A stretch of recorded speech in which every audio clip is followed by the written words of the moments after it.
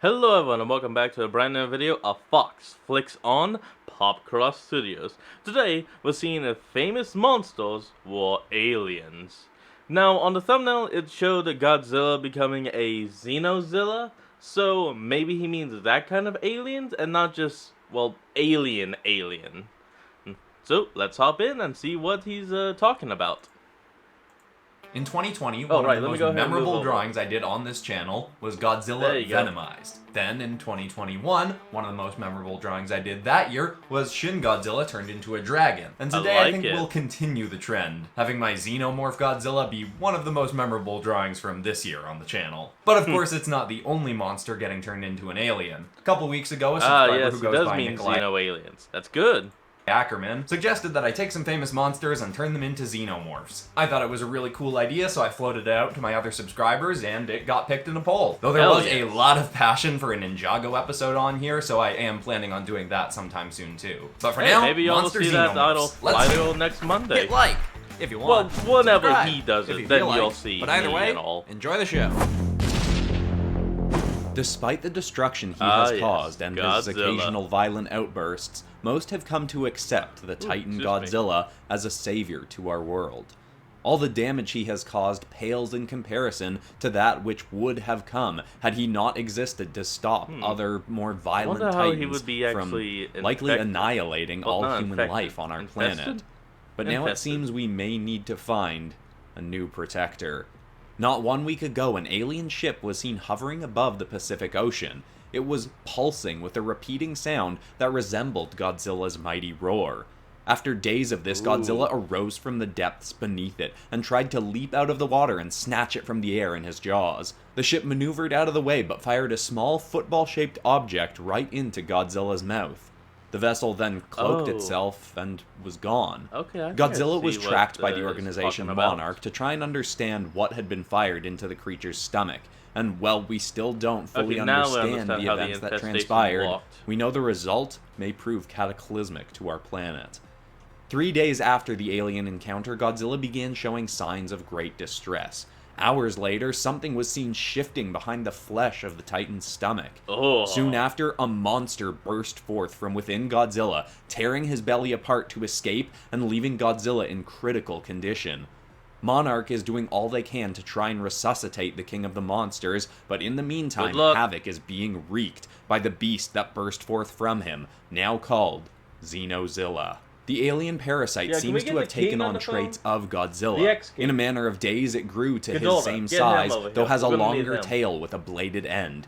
The creature also has no eyes, though evidently very keen senses. The worst difference of all, however, is that Xenozilla clearly shares none of the protective traits that the King of the Monsters had for humanity. It has leveled 5 cities and shows no signs of slowing down. The great ape Kong was even brought forth from the hollow earth to try and stop the creature. He fought well, but Xenozilla was far faster than its predecessor. Even when Kong did manage to get a damaging bite into the beast, the ape recoiled in agony, as Xenozilla's green blood appears to be acidic and melted right through Kong's jaw. It wasn't long after that the fight Kong is ended, dead, with Xenozilla's tail pierced right through Kong's chest. It's dead. Seems to be dwindling for our planet, but strangely enough, it seems those who created this creature are also invested in seeing it destroyed.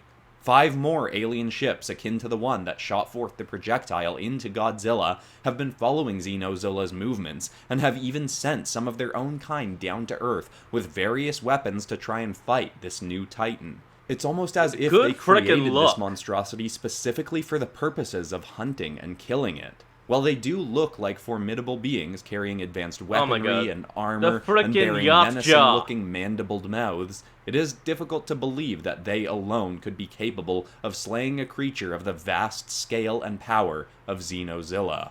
I'm sorry, but I gotta just say, the Yacha are frickin' idiots. You come to Earth, you see this behemoth of a monster, so you decide, hey, let's hunt it. But you don't want to kill that beast, so you make it a Xeno beast. And now it's even too powerful for you to kill it. Yacha, stick to the regular Xenomorphs. For God's sake, just do that. Stick to the regular. Though, With You no doomed word us all! on Godzilla's condition as of yet, they may be our only hope. Now, I heavily debated not opening the video with this drawing because it kinda, quality-wise, just dwarfs the other two in this episode. I like how all three drawings turned out, but this one just feels next level. I absolutely love this one. I don't know what it is about Godzilla that when I do some kind of alternate monstery version of Godzilla, I just want to put my everything into it. I mean, I've always loved Godzilla since I was a kid, but just, I don't know, something about doing a Godzilla drawing just really brings out my best. One thing I was very aware of going into this is that I wouldn't be able to draw people's eyes to the creature's head the same way I normally would by doing something nice and interesting with the creature's eyes, because xenomorphs don't have eyes, and I wanted to keep that consistent through these drawings. So what I decided to do instead is have bursts of green flame or smoke coming out the side of this Godzilla's mouth, to be some nice contrast to the blue and purple of the rest of the scene. And that worked out exactly as perfectly as I was hoping it would, and in and around this creature's head as well. I really love the contrast between the domed head kind of part and the really wrinkled lips. The domed head is really smooth, and the lips are really wrinkly and just have a lot of texture, and those two things contrast like really nicely with each other. Overall, I am just super happy with how this turned out. I definitely think it could be my best drawing of the year so far, and if you all like it half as much as I do, then I think you'll really enjoy the finished result. Let's take a look. Yeah, I have to say, Xenozilla is definitely the best. In canon, we're all doomed, but in art, it's perfect. Hell, I put that on my wall. While dragons are known to have immense capabilities for destruction, there is one other kind of beast that rivals them in this regard. The Balrogs are flaming, smoking demons of incredible power. Once the primordial spirits known as Maiar, these demons were corrupted by the original Dark Lord Morgoth to do his bidding and have been menaces to the world since their creation. Cool. They can be slain by a creature of equal might or by a powerful enough Istar, such as in the great battle between Gandalf the Grey and the Balrog known as Durin's Bane. But never before has Middle-earth seen a Balrog as mighty as the one that recently awakened. Like Durin's Bane had been for many years, this beast slumbered in the depths of a mountain cave. The dwarves who mined these caves knew of its existence and kept their digging far from its place of slumber. But one day, they heard its cry coming from the cavern depths, though it sounded not like a battle cry, but shrieks of agony. While they debated fleeing the mines or attempting to take up arms against it, a creature came forth from its hiding. Few had ever seen a Balrog and lived to tell of the experience, so when they saw this monster, the dwarves simply believed it to be like any other of its kind. But against all odds, this creature was even more powerful than most Balrogs. Having reforged friendships with mankind since the fall of Mordor, the dwarves called on these allies to help them defeat the beast. But even with further forces and weaponry, they were not able to stop it. The creature showed an alarming ability to utilize stealth as an advantage. It would douse its flames and cling to the ceiling of the caverns, waiting for warriors to come seeking it. It would then slice through whole troops with one blow of its tail, or reignite its body in flames and call forth infernal weapons to dispatch larger groups. Okay, that's really cool. The power of this Balrog is so immense that a brave party of warriors felt the need to risk their lives to venture down to the place from which it had awakened to see if there were any clues as to how it had gotten so powerful, or possibly how to stop it. What they found immediately confused and alarmed them all. There, in the depths, was a dead Balrog. They considered that this Balrog had been slain by the one now scourging the caves above, but there was no sign of a great battle. The only other thing they found in those caves below were the deteriorating remains of a large egg and the charred body of a spider-like insect. Sadly, this provided no aid in besting the beast, and to this day it stalks through the caves, waiting for any brave or foolish souls to come through to meet their swift demise. Huh, a single egg. I've been considering working with a Balrog on this channel for a while. In fact, I almost did a Balrog as a Transformer. I was thinking of doing famous monsters as Transformers in a Beast Wars kind of episode. Still might do that, but when I was given the idea for the Xenomorph episode, I was like, ooh, a Balrog Xenomorph could be super cool. Admittedly, I probably could have worked more Xenomorph elements into this one. It ends up kind of just looking like a Balrog, but with a Xenomorph head and tail, but I still think it ends up looking pretty cool. To contrast the Godzilla drawing, I decided to give this one kind of a smokier, messier kind of background. I felt that would work well for a Balrog. Looking at all the images of Balrogs, it's always kind of swirled in smoke and flames, and I probably could have emphasized that even more. But I also wanted some clean line work and my usual kind of shading and lighting. So while the Xenozilla drawing ended up looking as crisp as fresh morning dew, this one definitely has some more messiness to it that, you know, isn't really my usual kind of aesthetic. I think works well enough, but again, it's hard to compete with how much I like that first drawing in this episode. I do make a few changes after the drawing is finished, just add a few little extra details and change some of the coloring a bit to have it stand out from the background more. And I had drawn this originally planning for it to be Durin's Bane from Lord of the Rings, and I was going to write the lore as if this was a Durin's Bane Xenomorph coming to fight Gandalf set in the first Lord of the Rings movie / book, but I kind of changed that up last minute. And I hope you all enjoyed both the lore and the finished result of the drawing. Let's take a look. I say you did good. Ooh, it kind of looks more metallic now. Well, like some of its skin toned to like steel in battle. As usual, all of the art from this episode will be up as posters on my Teespring store by the time you're watching this, but fair warning, I am having to up the price of all my physical products on the Teespring store because Teespring upped its base price, so if I didn't increase my price, I would be making almost no money off the stuff being sold on there. Digital products like my ink bundles won't be going up, just the posters and shirts and stickers and stuff, though it will actually take me a while to go through everything and one by one up the price. So if you want one of my older posters before the price increases, you might want to go to my store now. Anyway, let's get into the last drawing, shall we? Let's go. Oh, crap. Alright, we're back, and looks like the final monster is the Demogorgon from Stranger Things. Let's check it out. The town of Hawkins, Indiana has faced many menacing beasts from the Upside Down, a dark reflection of their own town where lurks a cruel explorer of this realm, Vecna, who desires to wipe humanity off our world and reshape it as he sees fit. He's used all manner of creatures from his dark crimson realm to try and achieve this, but his latest discovery proved to be as hostile towards him as it was to those in Hawkins. Centuries ago, unbeknownst to any parties involved in the conflict between Vecna and Hawkins, a ship crashed in the forest, near where the town would someday blossom. Its pilots were deceased, and the vessel was eventually grown over by the woods, never to be discovered. In our realm, that is. The Upside Down, being a dark reflection of our world, also had a reflection of this ship buried within it, that Vecna eventually discovered. He found inside it a whole array of large eggs. When treaded too close to one, it began to open. A creature from within attempted to leap onto his face, but he was fast enough to catch it, saving himself from an attack. For some time, he studied these eggs and eventually lured one of the scourges of the Upside Down, a Demogorgon, into the ship to peer into one of them. The creature inside leapt out and wrapped itself around the Demogorgon's flowering, toothed maw.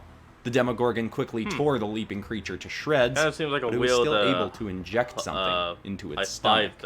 Not long after, the Demogorgon began to act strangely, sickly. Eventually, from its stomach burst forth what appeared to be a smaller Demogorgon with a bladed tail. Vecna watched as the creature grew and assumed he had a new monster to fight for his cause. Kind of like a protomorph. But it soon struck out at him. It was stronger and faster than a Demogorgon and had an extra mouth within its own that could thrust out at rapid speeds to snatch and draw its prey into its larger mouth. But even with its added might, it was no challenge for his telekinetics. While he couldn't control the creature, he was at least able to lead it to a gateway back to Hawkins. If he couldn't command it, in the least he'd set it loose on the people who stood between him and his conquest.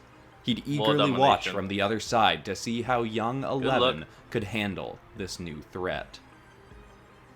Now, originally I'd planned on having the third drawing be a white. werewolf, and I do think it would be really cool and fun to do a xenomorph werewolf at some point, but when I was going through some lists of famous movie monsters and monsters in general, I saw the Demogorgon come up from Stranger Things, and I was just like, oh, yep, I gotta do this. I really loved season 4 of Stranger Things. I loved the Stranger Things D&D episode I did earlier this year, and I was just like, this is going to be a really fun creature to xenomorphize. One thing that made me a little bit hesitant is the fact that, you know, the Demogorgon, I really like the design, but there's not a ton to it. It's kind of just a tall white dude with a freaky mouth thing. But I was like, you know what, that's enough to go off of. I know, I trust myself to do a good job with this, and I knew it would be... But then again, the Demogorgon that's used right here, that's only in the show. Like, if you were to use, like, the actual monster from D&D, we'd have some kind of two-headed Xeno beast. And that would actually have been really cool to see, an alternative Demogorgon. And one more based on the books than, well, the book and the game, than the actual show. I'd like to see that.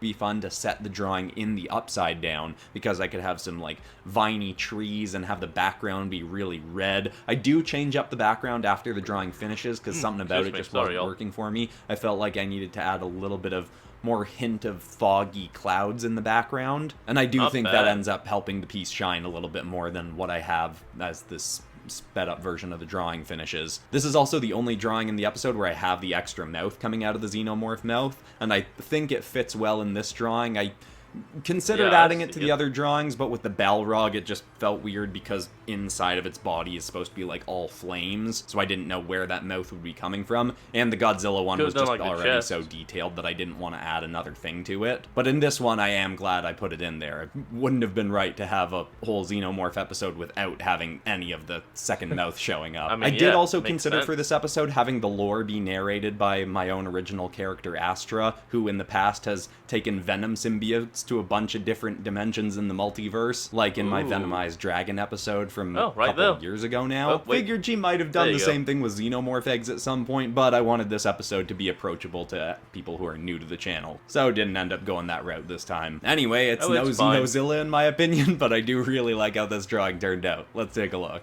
Yeah, it's not bad. I actually really like this beast a lot. It's the only one that's really white, while the others are very, like, dark or metallic. That turned out to be a very cool concept for an episode. Thank you, Nikolai Ackerman. And I would love to know if people want to see more of this. I could even do, like, Pokemon Xenomorphs or famous cartoon characters or, you know, just more monsters. Give me some ideas in the comments if you got them. But besides that, that's all for today, except, of course, for ending this video on some kind of positive or inspiring note. And the thought I want to leave people with today is something that I have really learned over the last year and a half, which is that happiness is a skill that anyone can improve at. I've always liked the idea that happiness is a choice, and I do believe that to a degree, but I've realized that it's not in the sense that you can just decide, oh, I'm gonna be happy for the rest of the day, week, month, whatever, and your mind is just going to abide. Because a lot of us over our lives have been programmed with a lot of negative thinking and mentalities that have just become our default. So if you want to get better at being happy, you have to study it and practice it like you would any other skill or thing you wanted to learn more about. Read or listen to books on happiness, psychology, spirituality, anything that you think might be able to help, and then put those ideas that you're learning into practice. You're not going to change your programming immediately, but over a period of time, practicing being happy more and more, you will find you get a lot better at it naturally, and it just becomes more of your base instinct. It becomes like a second nature. I hope that's inspiring to someone out there. Thanks so much for watching, everybody. I love you all, and I'll see you all in the next episode on Monday. Goodbye. And with that, folks, that's where we're going to end off today's episode. So I want you all to remember to like, comment, and subscribe for more. And I'll see all of you folks. Oh, wait, before I actually say that, link to the original video will be in the description below. So remember to check out the original credit and all they do. And I'll see all you folks next time. It's Walmart's Black Friday deals for days.